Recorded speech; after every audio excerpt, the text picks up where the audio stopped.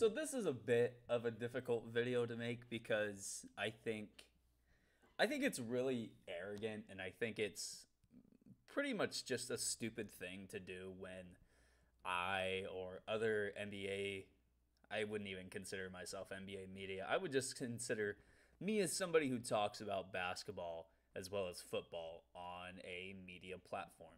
I think I, as well as other people who do the same thing, would love to point out the fact that we were telling you guys before the playoffs started, ever since the playoffs started, and I'm going to tell you again. Rudy Gobert is tearing down what the Utah Jazz have built for themselves as a contending team.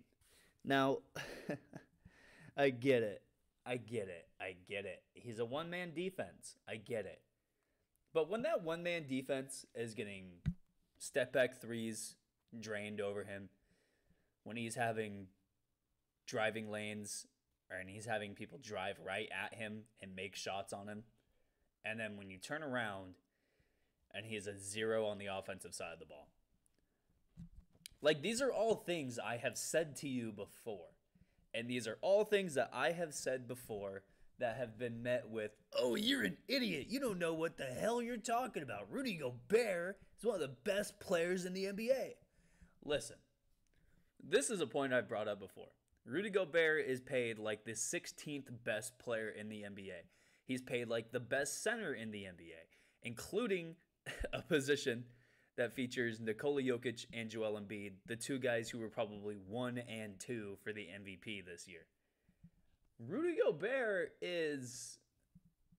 What is he? What is he, guys? Because tell me, if, like, I get it. Rudy Gobert can block 2 shots a game. I get it. But this is something that I have tried to make apparent, and this is something that I have tried to explain before. Rebounding and blocking shots have never been less valuable in the NBA. Now, rebounding is still really valuable. It's one of the most valuable aspects of basketball. Don't get me wrong. That's not what I'm saying. What I'm saying is you can find somebody to do what Rudy Gobert does very, very easily. You know what I'm saying? And like the blocking shots aspect, look, the Miami Heat were the number 1 seed in the Eastern Conference. They averaged like less than 3 blocks a game. Their center, Bam Adebayo, averages, I don't think he averages more than 8 rebounds a game. Like, rebounding and blocking shots are not as valuable right now in the NBA as they have been in the past. So with that being said, this Rudy Gobert thing, it's like he does the 2 things that have never been less valuable in the NBA. He cannot bring you an offensive anything. And the way he plays defense, the way his principles are set, he can't even guard Maxi Kleber. I would really argue that Rudy Gobert is one of the only guys that could have Maxi Kleber go off for almost 30 points in a game. And that's literally off the fact that Rudy Gobert was not covering him on the 3-point line. I think that was game 1 when Dallas won. Like, just Rudy Gobert is the reason this team is losing. Because not only is the defense not that good, and listen, if you're if you are like a one-man defense and you're this valuable on the defensive side of the ball, you should be getting stops. Like, plain and simple. There should be stops that you are getting. And I get it. You know, they're going against Luka Doncic, who, in my opinion, had way too much shit thrown at him earlier in the year over his weight and over his blah, blah, blah, blah, blah. He's out of shape. He is whatever the fuck he is. But listen, you know, the Jazz have only let up less than 100 points once in the playoffs so far, or I guess twice so far against the Mavericks. And the 2 times that the Mavericks did not get to 100 points, they got to 99. Jalen Brunson has gone for 41. Jalen Brunson has gone for 31. Luka, in 2 games of actual healthy basketball, has dropped 30-plus points and 10-plus rebounds in both games that he's played. Like, offensively, Dallas has having no issues against the Utah Jazz.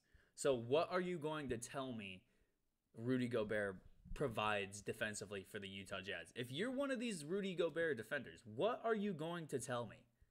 Because everything that you can tell me, it's not true. It's not true. And even if it is true on the defensive side of the ball, if Rudy Gobert was a good player, his team would not score 77 points in a 4-quarter basketball game. That's like 1 point a minute. That's 1.5 points a minute. That's not even a basket. Like, this is such a bad offensive team when Rudy Gobert is on the floor. What did they have? 46 points halfway through the third quarter last night? This team is really bad because of Rudy Gobert. And listen, Donovan Mitchell played like shit last night. Mike Conley played like shit last night. Bojan Bogdanovic, everybody besides Jordan Clarkson played terribly last night. I'm not going to sit here and tell you that Rudy Gobert is the only guy on the Utah Jazz that did not play a good basketball game last night. I think Donovan Mitchell was a negative 30 in the box score. This is a really bad basketball team, though, because of Rudy Gobert. Because they, when he is on the floor, have to adjust to the fact that they're not going to have spacing because their center is such a offensively liable player. They're not going to have an ability to kick it to their center, have either a post move, have a fadeaway jumper, have, a three-pointer from the top of the key like almost every center in the NBA right now can do. Every center in the NBA can do something that Rudy Gobert cannot do. So what are you going to tell me Rudy Gobert is good at? Because what he is bad at is something that the rest of the league is good at. You get my point here? You understand why Rudy Gobert is such a bad basketball player, in my opinion? Do you understand what I'm saying? And again, before I get my comments flooded with Rudy Gobert, look at the advanced statistics. Look at what the fucking guy does in real life. Don't tell me advanced statistics. Look at what he does on a basketball court. His team scores 77 points in the game in which he started in. He cannot be a good player. Like, do you get my point? All right. I think I've drilled that point enough. Yeah, and for Dallas, I don't know. Dallas, they're not really getting a good look at their team, but they're at least getting a look at what a bad team looks like in the playoffs with the Utah Jazz. And I hate it for the Jazz because they're not going to be able to trade Rudy Gobert in the playoffs or in the offseason. They're not going to be able to do it.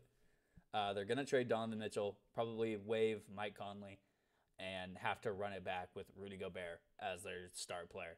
I'm really sorry for you Jazz fans, but at the end of the day, this is what you get for putting up with mediocrity. This is what you get for paying Rudy Gobert more money than any center in the NBA, more money than every player besides 15 in the NBA. This is what you get, and this is what you deserve. Trust me, as a Portland Trailblazers fan, I've seen my team give money to mediocre players plenty of times before. But with the Jazz fans, they've put up with this, and they've defended it. They've defended it so much that it's just getting annoying. And I hate seeing bad basketball. So I'm tired of your fucking team. All right? Now just go home, reset, hope Rudy Gobert retires or goes back to France to play basketball. He's French, right? Yeah, he's French. And just like they didn't even put up a fight. It wasn't even close. And I just hate seeing that. So with that, I wish you a good day.